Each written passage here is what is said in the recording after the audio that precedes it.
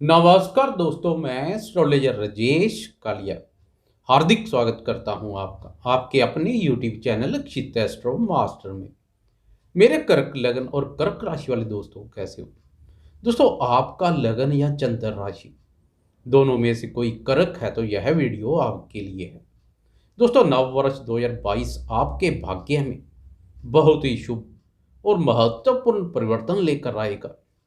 इसमें कोई संदेह नहीं, नव वर्ष में भाग्य की प्रबल शक्ति प्राप्त होगी।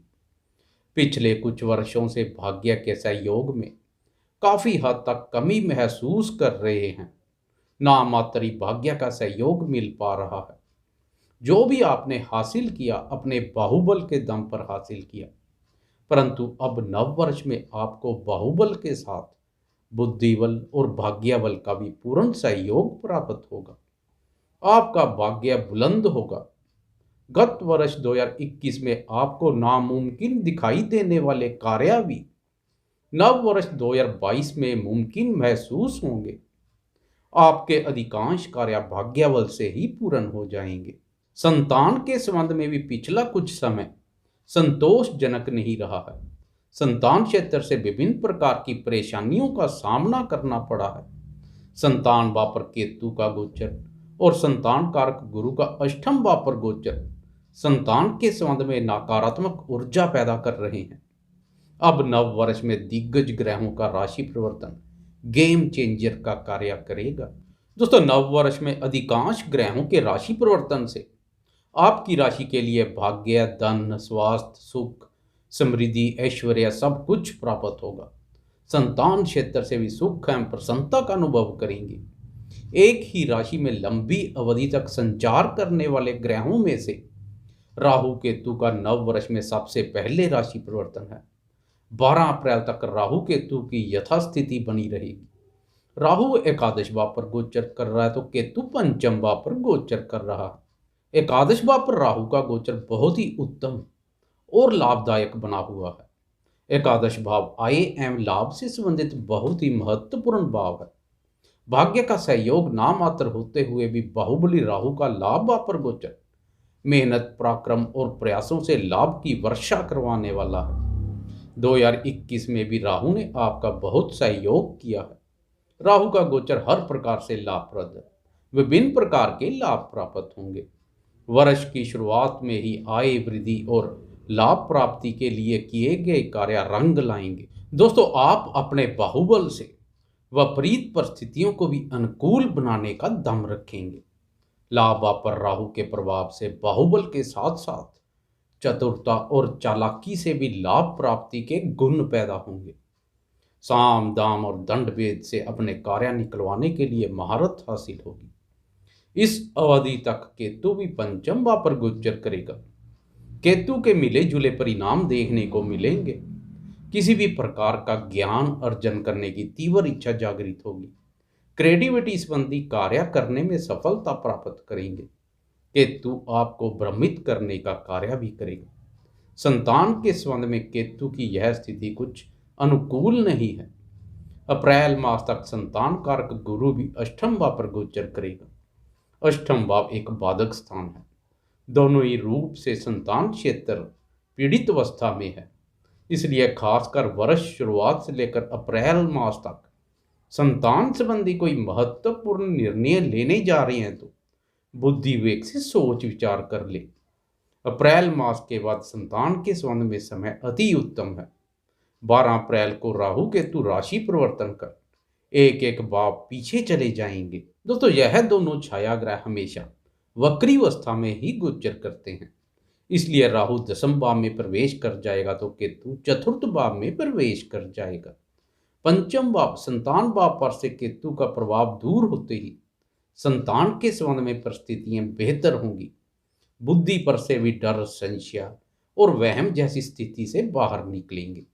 केतु का पंचम भाव से प्रभाव हटते ही प्रेमी जनों के प्रेम जीवन में भी सकारात्मक मोड़ आएगा। प्रेम संबंधों में पहले से चले आ रहे गतिरोध दूर होंगे। परस्पर पैदा असमंजस और अविश्वास जैसी स्थिति से बाहर निकलेंगे तथा प्रेम संबंधों में स्थिरता आएगी।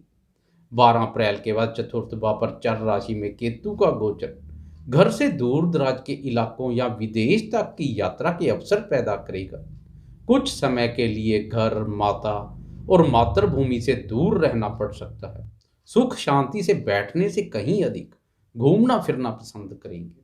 दसम भाव पर राहु आपको कर्म प्रदान बनाएगा। आप अपने पराक्रम और बाहुबल से कार्य क्षेत्र में सफलता एवं उन्नति प्राप्त करेंगे। मान सम्मान और प्रतिष्ठा में वृद्धि होगी।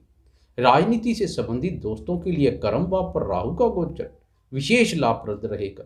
राजनीतिक क्षेत्र में कोई महत्वपूर्ण पद प्राप्त हो सकता है। दोस्तों, यश पद प्रतिष्ठा के संबंध में राहु का कर्म भाव पर गोचर शुभ है, परंतु कार्य क्षेत्र में विरोधाभास रखने वाले विरोधी यदा कदा छोटी छोटी परेशानियां पैदा कर सकते हैं। सतर्क रहने की भी आवश्यकता रहेगी। 13 अप्रैल को गुरु भी राशि परिवर्तन कर अष्टम भाव बाधक स्थान से मुक्त होकर नवम भाव भाग्य भाव अपने ही भाव में प्रवेश कर जाएगा। भाग्य भाव पर गुरु का गोचर अति उत्तम है। गुरु इस भाव के स्वामी भी हैं, इसलिए इस भाव की शुभता में और अधिक वृद्धि होगी। भाग्य भाव के स्वामी गुरु का भाग्य भाव पर ही गोचर भाग्य में वृद्धि करेगा। भाग्य सूर्य के समान चमकेगा। पिछले कुछ वर्षों से महसूस हो रही भाग्य की कमी अब दूर होगी। अप्रैल मास से लेकर पूर्ण वर्ष तक भाग्य का सुख एवं सहयोग प्राप्त होता रहेगा तथा यह समय आपके पक्ष में रहेगा। भाग्य के सहयोग से अधूरे पड़े कार्य पूर्णता की ओर चलेंगे। पिछले समय से ईश्वरीय शक्ति और धर्म पर से डगमगा रहा विश्वास में अब अटूट श्रद्धा देखने को मिलेगी। धार्मिक कार्यों में बढ़ चढ़कर भाग लेंगे। कुंडली के त्रिकोण स्थान की शुभता से लक्ष्मी माँ की विशेष प्रसन्नता प्राप्त होगी। कोर्ट कचहरी से संबंधित कोई मामले हैं तो उन मामलों में आपका पक्ष हावी रहेगा। दोस्तों, इस अवधि में गुरु आपके भाग्य के दरवाजे खोल देंगे। भाई बहनों के साथ पुराने गिले शिकवे दूर होंगे तथा संबंधों में स्नेह एवं मधुरता में वृद्धि होगी। भाग्य भाव से जहां जहां पर गुरु की दृष्टि पड़ेगी उस भाव से भी संबंधित बहुत ही शुभ फल देखने को मिलेंगे। भाग्य भाव से गुरु की प्रथम, तृतीय और पंचम भाव पर दृष्टि पड़ेगी। गुरु की प्रथम भाव अर्थात आपकी राशि पर दृष्टि सुंदरता और व्यक्तित्व में चुंबकीय आकर्षण पैदा करेगी। आपकी राशि कर्क गुरु की उच्च राशि भी है। आपकी राशि पर गुरु की उच्च दृष्टि के फलस्वरूप बाहर से आप जितना सुंदर प्रतीत होंगे, अंदर से आपके विचार उससे भी कहीं अधिक स्वच्छ और सुंदर होंगे। विचारों में शुद्धता के साथ सोच सकारात्मक रहेगी। स्वास्थ्य सुख अच्छा बना रहेगा। इस अवधि में आप शारीरिक रूप से स्वास्थ्य के साथ मानसिक रूप से भी स्वस्थ, मजबूत एवं प्रसन्न रहेंगे। राशि की मजबूती आपको हर क्षेत्र में सफलता प्रदान करेगी। राशि पर शनि की दृष्टि के फलस्वरूप अब तक आपके विचारों में जो नकारात्मकता थी अब उसमें काफ़ी हद तक कमी आएगी। आप जीवन के सकारात्मक पहलुओं पर अधिक ध्यान देंगे। दोस्तों, तृतीय भाव पर गुरु की दृष्टि आपके साहस, पराक्रम और आत्मविश्वास के स्तर को अत्यंत ही मजबूती प्रदान करेगी। आपके बुलंद हौसले और अपने प्रति विश्वास आपको इस समय विजयी बनाएंगे। कम्युनिकेशन स्किल कमाल की होगी। लेखन एवं संचार क्षेत्र से जुड़े दोस्तों को इस दृष्टि का बहुत लाभ मिलेगा। आपकी लेखनी अद्भुत और प्रभावित करने वाली होगी। लोग आपकी लेखनी की प्रशंसा करेंगे। सोशल मीडिया से जुड़े और ऑनलाइन संबंधित कार्य करने वाले दोस्तों को सफलता मिलेगी।